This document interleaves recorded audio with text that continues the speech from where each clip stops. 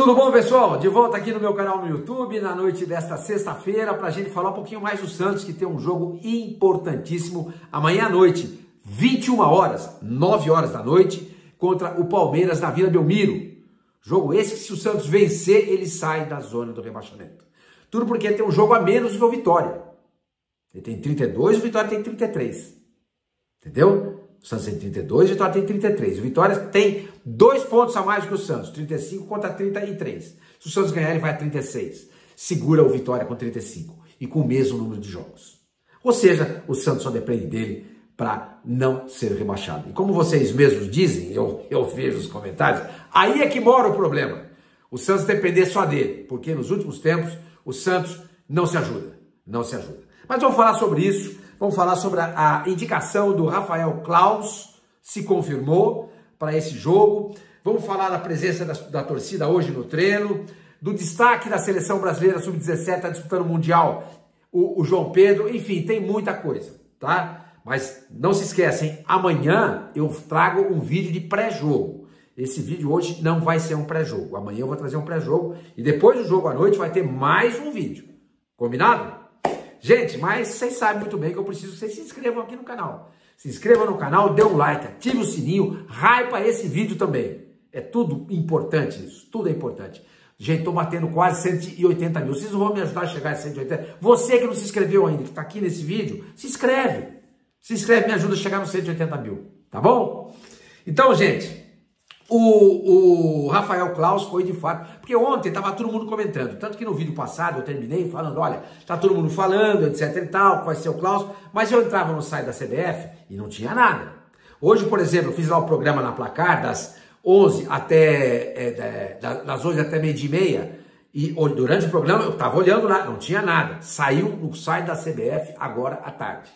É o Claus apitando e o Rodrigo Guarizo do Amaral no VAR. No VAR, tudo árbitro de São Paulo, tudo árbitro daqui. Eu não gosto muito, clássico de São Paulo com árbitro de São Paulo, eu não gosto muito, eu adoraria se fosse um árbitro de fora, adoraria, mas enfim, tá marcado, não sei se é questão de economia da CBF, para não pagar passagem de ônibus para os caras, sei lá, diária que é mais alta, porque aqui no estado de São Paulo deve ser tudo mais barato, não sei, mas o fato é que eu gostaria muito que essa arbitragem não fosse do Claus. Não fosse, mas ele foi escalado. Mas antes de a gente falar mais sobre tudo isso, gente, olha, é o seguinte, a GolCase, hein? GolCase, parceira desse canal, vocês sabem disso.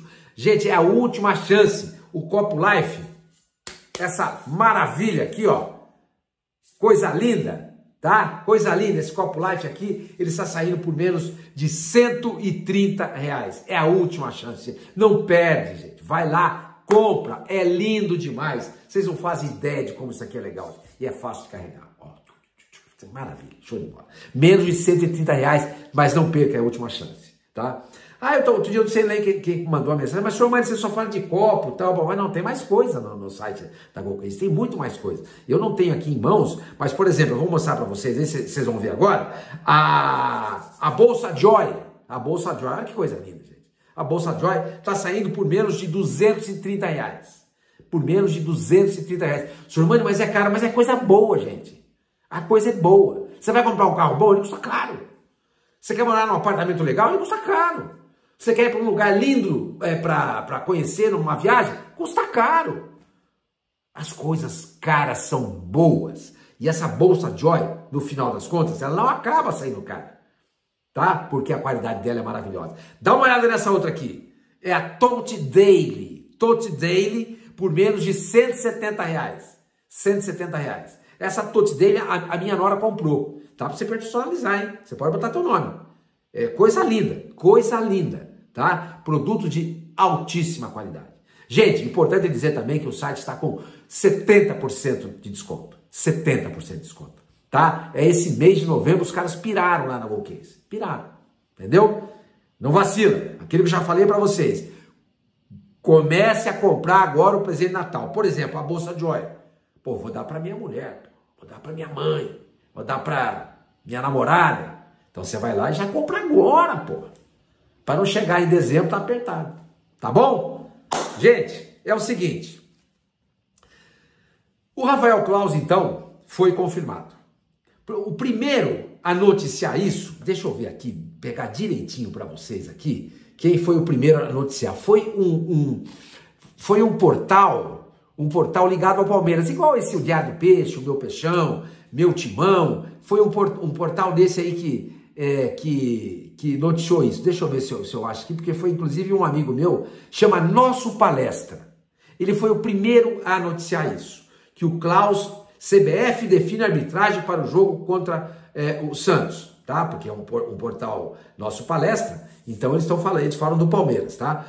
E agora, isso foi publicado ontem, às 15:45 da tarde, 3h45. Não tinha saído no site da CBF. Eu, quando vi isso, que aliás eu recebi de um amigo meu, Dr. Moisés, um grande parceiro meu, ele mandou para mim, eu falei assim, Moisés, pô, não tem nada aqui, velho. Não tem nada aqui no site da CBF. Aí eu fico me perguntando, como é que o Nosso Palestra, com um dia de antecedência, descobriu que o Klaus ia apitar o jogo do Santos? Porque quem define é a CBF. Não estava lá no site dela. Não estava lá no site dela. Porque isso tem que ser público. Mas o Nosso Palestra já sabia. Agora, aonde que o Diário do Peixe, o Meu Peixão, pega a notícia? No Santos. A fonte deles é gente ligada ao Santos. O pessoal do meu Timão lá, o meu amigo lá, o Rodrigo Vessoni, como é que eles se informam? Tudo gente ligada ao Corinthians. Aonde o Nosso Palestra pega as informações? Com gente ligada ao Palmeiras. Quer dizer, antes de todo mundo saber que o Klaus ia apitar esse jogo, porque não estava no site da CBF, o Nosso Palestra já noticiava ontem, 15:45 da tarde, tá aqui, ó. Santos versus Palmeiras. CBF define arbitragem para o jogo do Brasileirão. Tá? E aparece a foto do Klaus. E aí tem um link para a matéria dizendo que a arbitragem estava definida para o jogo de sábado, ou seja, amanhã, às 9 horas da noite, pelo Campeonato Brasileiro. Aí aparece, na própria matéria, aparece um retrospecto do Klaus em partidas do Palmeiras. Aí aparece, foram 50 jogos que o Klaus apitou do Palmeiras. Com 25 vitórias, 12 empates e 13 derrotas. 25 vitórias, 12 empates e 13 derrotas em 50 jogos do Klaus contra o Palmeiras. Isso está no Nosso Palestra e eu agradeço aqui, estou fazendo aqui essa coleta, eu peguei deles essa informação. Mas não tem essa informação de quantos jogos o Klaus fez apitando o Santos. Eu teria que fazer um grande trabalho. Eu já não tenho paciência e idade para isso. Dá para fazer, mas vocês me perdoem, tá? Mas o que eu fiz? Eu peguei os jogos do Klaus entre Santos e Palmeiras. Santos e Palmeiras. Até hoje, foram 6 partidas que o Klaus apitou entre Santos e Palmeiras. Nenhuma vitória do Santos. Nenhuma vitória do Santos. O primeiro jogo foi em 2021. O Palmeiras venceu por 2-0 jogando no Allianz. Depois, em 2022, o Palmeiras venceu por 1-0. Não, perdão. Em 2021, a vitória do Palmeiras por 2-0 é na Vila Belmiro. É na Vila Belmiro. Entendeu? Depois, no ano seguinte, 2022, a vitória do Palmeiras por 1-0 é no Allianz. Depois, em 2023, há um empate em 0-0 na Vila Belmiro. É o único jogo que o Santos não perdeu para o Palmeiras. O único. Foi esse aí, 0-0. Porque depois, em 2024, foram 2 jogos. Vitória do Palmeiras por 2-1, mando do Palmeiras. E vitória do Palmeiras por 2-0, mando do Palmeiras também no Allianz, que foi a final do Campeonato Paulista, quando ele apita aquela jogada, aquele pênalti, que é muito discutido pelos torcedores do Santos, do João Paulo em cima do Hendrick. Eu achei que foi. Eu achei que ele acertou. Mas muita gente achou que não foi. Mas essa daí eu não questiono. O que eu questiono foi a cotovelada de cima para baixo do Gustavo Gomes na cabeça do Guilherme. Tinha 9 minutos de jogo, mais ou menos. O Santos jogava pelo empate. Estava 0-0. Imagina se o Palmeiras perde ali o Gustavo Gomes. Que é o esteio da saga do Palmeiras. É um dos líderes da equipe. É uma das bases sólidas dessa equipe sólida que é o Palmeiras. O Palmeiras com 10 jogadores, perde o seu grande capitão e o Santos tendo a vantagem de poder jogar pelo empate. E isso passou em branco. Isso me chamou a atenção e eu jamais vou esquecer disso. Porque eu acho que isso interferiu no resultado do jogo. E depois desse ano, agora, na semana passada, a vitória do Palmeiras por 2-0 sobre o Santos, também no Allianz. Portanto, são 6 jogos do Rafael Klaus apitando. Jogos do Santos contra o Palmeiras. 5 vitórias do Palmeiras e 1 empate. O Santos nunca ganhou do Palmeiras com o Klaus apitando. Agora, é verdade também que a gente tem que ponderar o seguinte, nesse período todo de 21 para cá, se é que eu fiz certo essa pesquisa, se não tem jogos antes, eu olhei e não achei. Ele não apitava. Ele começou a apitar mesmo para valer a partir de 2021, que ele ganha maturidade como árbitro. É bom lembrar que desse período para cá, o Santos decaiu demais. Decaiu. O Palmeiras já vinha naquela crescente e tal, desde 2015. E o Santos começa a embicar nessa década, na década de 20 desse século. Entendeu? 2021. Nessa década de 20, o Santos começa a embicar. Então, é natural que o Palmeiras, com um time sensacional, com um elenco ótimo, empoderado, com muita grana, tenha times melhores que o Santos, e quando vai bater frente a frente, você acaba ganhando. Mas eu não me esqueço da final do Campeonato Paulista do ano passado. E outra coisa, o Santos também está em declínio, mas ele vence o São Paulo, ele vence o Corinthians, ele não consegue ganhar no Palmeiras. Aliás, dos últimos 15 jogos entre Santos e Palmeiras, eu até anotei aqui, o Santos só conseguiu, nos últimos 15 jogos, 2 vitórias do Santos, 1 empate e 12 vitórias do Palmeiras. Então, isso mostra a diferença entre Santos e Palmeiras nesse período. Quer dizer, não é só o Rafael Klaus também. Mas, gente, se ele já apitou o primeiro jogo por 2-0, só mas no primeiro jogo não aconteceu nada. Não aconteceu nada. Não aconteceu nada mesmo. Foi ótima a arbitragem dele. Não mexeu em nada na derrota para o Palmeiras lá no Allianz por 2-0. Não aconteceu nada. Gente, mas é o seguinte, os times grandes de São Paulo, quando jogam contra o Palmeiras, eles não gostam de ter o árbitro Rafael Klaus apitando. O São Paulo não gosta. Vocês se lembram aquela vez, aquele jogo lá no Allianz? O Rafinha, que hoje virou comentarista, jogou na Alemanha, na seleção de Flamengo, etc e tal. O Rafinha, ele saiu dizendo, o Klaus é palmeirense, Vocês lembram? Tem vídeo disso. Hoje a gente estava discutindo essa questão no debate placar. O Alfinete, que apresenta o nosso programa, ele tem um podcast também do qual eu já participei, hoje em dia não estou mais. Ele falou para mim que alguns árbitros já foram lá e disseram que o Klaus é palmeirense.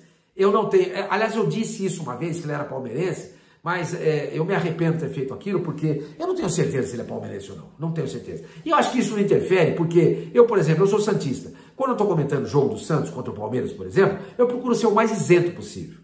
Quando eu comento o jogo do Santos contra o Corinthians, a mesma coisa, contra o Flamengo, etc e tal. O Santos mora no meu coração. Mas a gente é profissional.